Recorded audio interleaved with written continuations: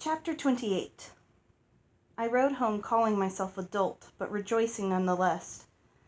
In my room, I opened my magic book to see if it would show me anything about the ball or Char's thoughts.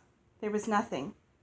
The next morning I tried again, and found an entry in his journal from the night before. How dare she, that fright, Hattie, rushed at me the instant Leela left. Some wenches will stoop at anything to intrigue a man, she said. I should be devastated if I had to wear a mask in order to be interesting. She warned me the mask might conceal anything, a deformity, advancing age, the face of a known bandit. If I were sovereign, she said, I would order her to remove her mask. I wanted to reply, if you were sovereign, every Kyrian would wish you'd don one. Certainly, I've wondered why Leela hides her face, but it may be the custom in Bast. If she is a bandit, she's courageous to come to court. Most likely she is disfigured. Maybe she has a scar, or one eyelid droops, or her nose is a mottled purple. I don't care. I'm pleased to have found a friend at these balls, where I expected to find only tedium. Does Ella, cross out Leela, want more than friendship? Why did I write that name? Did she come to these balls, as every other maiden did, hoping to wed a prince? No matter what I am like, so long as I am a prince. I confess, I do wish to see her face. I turned the page and found a reckoning from Olive to Hattie. You owe me 6 KJs. I danced with him 2 times when you were eating. Pay me. So, wrote Ella and crossed it out. I don't know how well I communicated that. In the afternoon, I slipped out of the manor to the greenhouse near the menagerie. There I picked daisies and wove the flowers into a garland to replace Lucinda's tiara. If I was to stay at the ball after midnight, I couldn't wear Lucinda's jewels.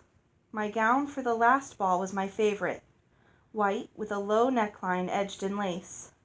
The skirt parted in front to reveal a petticoat of 3 lace flounces. In back, my skirt was tied with a large bow that flowed into the graceful sweep of the train. I faced myself in the mirror and began to set the garland in my hair, but Mandy stopped me. Here's something better, love. She handed me 2 packages wrapped in tissue paper. Open them. They were a tiara of woven silver leaves and a silver chain on which hung an aster made of lapis. Oh, Mandy! I bought them at the market. They won't disappear at midnight. She placed the tiara on my hair and fastened the chain around my neck. You make them beautiful, sweet. I looked in the mirror. Mandy's selections added something that Lucinda's creations hadn't. Just right for my gown and just right for me. Char was waiting for me at the palace entrance. When the carriage drove up, he dashed to help me out before the coachman could step down. The clock struck half after 8, the beginning of the last ball. You look splendid, he said, bowing. I was touched by his gallantry, since he believed me disfigured. As we went inside, he said, Your carriage is an unusual color. Not in Bast. If he knew much about Bast, I was in for trouble, unless orange coaches were common there. He took my arm. May I visit you there? Bast would be honored. And you? I'd be honored too. If I'm going to visit your family, you should meet mine. I'll be delighted someday. Now is a good time. They're nearby. You're nearby. Now? King Gerald? He chuckled. That's who my father is. But he's kind to everyone except ogres. You needn't worry. The king rose when we entered. I curtsied, blushing for my rudeness in wearing a mask before him. When I rose, he was beaming at Char. Queen Daria was smiling too. I'd seen them many times, but never so close. The queen had a wide face, perfect for broad smiles, an honest face. Char resembled his father, but softened a bit. The king's face was severe in repose, although merry now. Mother, father, may I introduce Lady Leela, my new friend and acquaintance from Bast, where the carriages are orange. Lady Leela. King Gerald took my hand. He had the roundest, deepest voice I'd ever heard. "Welcome to Frel." "Most welcome." Queen Daria embraced me.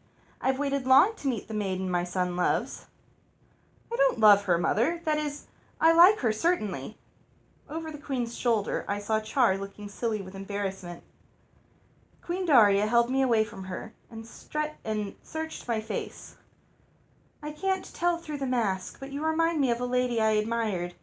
She had the most playful spirit I ever knew." She added so only I could hear, "If you are like her, then Char has chosen well." She released me, and I stepped away, dazed.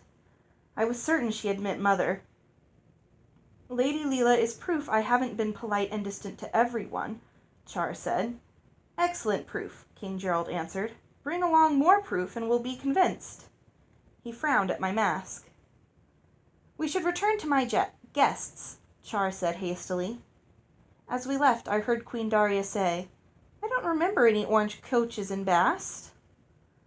Back in the hall, Char asked me to save a dance for him later. Just now, I'd better be polite and distant some more. I didn't want him to go. Every instant of our final evening was too precious to lose even one. But I nodded, and he left me. I watched the dance and turned down partners. "Mistress!" Hattie stood before me, simpering. "I've wanted to catch you alone, my dear. I am Lady Hattie, daughter of Dame Olga." Leela had no reason to hate Hattie. "I'm happy to meet another Frelin. Charmant says you live in Bast." No one called him Charmant. She proceeded to pump me about my family and circumstances, pressing me until I said I hadn't thought it was custom here to interrogate visitors. "I apologize, but one has to be so careful when one is connected to royalty. You see, Charmant and I have an understanding. We are secretly engaged." Had she gone mad to speak such a falsehood? "To protect him, I must ask you to remove your mask. I must see what lies beneath." Thank heavens she had asked and not ordered. "You may ask, but I shall not oblige. Good evening, Lady Hattie." I turned and began to walk away. "Leela, there you are!" Char was back. "Now dance with me," he said. "Your prince commands you to. I want to spend the rest of the ball with you." He bowed to Hattie, standing a few feet away. "Excuse us." I curtsied, reveling in her fury. "They are all asking about you," he said, pulling me close as the dance required. "Who is this mysterious stranger, they say?" "The maiden who wears a mask." "Why—" He stopped himself and changed subjects, speaking of court affairs. I wondered how many more dances we'd have. The clock chimed 9:30. In a few hours Leela would be gone forever. I'd never be so close to Char again. Despite a fierce struggle, I began to cry. He might not have seen because of the mask, but a tear coursed down my cheek. "Leela, I'm so sorry." There was so much remorse in his voice that I was startled. "Why? What were you saying?" "I'm the one to apologize. I wasn't listening. I was thinking how sad I'll be to leave Frel." I laughed a little. "No more balls every night." "But you can come back, can't you?" "I suppose, but it won't be the same. You can never go back to a moment when you were happy." "That's true." The dance ended. "Would you like to go outside? Every time the musicians start up, I'm reminded of all the maidens with whom I should be dancing." Outdoors, we strolled through the castle gardens, while I kept listening for chimes. How much time had passed? How much was left? Char spoke of Frel, asking whether I'd visited this site or that, and describing each one for me. I must have answered him reasonably when I had to, but if called upon to repeat what I said or what he said, I couldn't. Most of my mind and all of my heart were set on the sound of his voice, the warmth of his arm in mine, the rhythm of our steps together, the fresh scent of the night air, and on the wish that each minute would last a year. I cried again, but in the dark he didn't see, and the clock moved relentlessly on. 10, half after, 11, half after. "That's enough," he said finally. "I can face them now." Inside we danced again. Soon it will be time for me to sing. After that, I'll either be surrounded by worshipping music lovers or shunned by all." "Surrounded," I said, "and I would never shun you." "I wonder. You may shun me if you know the truth." He took a breath and was suddenly quite formal. "I apologize if I have unintentionally raised your expectations, but I've resolved never to marry." So the balls hadn't been his idea. I stifled a triumphant laugh. "You didn't mislead me. I've only been saving stories for home. I'll tell them, 'The prince said thus and so to me, and I said thus and so back to him. And mother, I made him laugh. I made our prince laugh.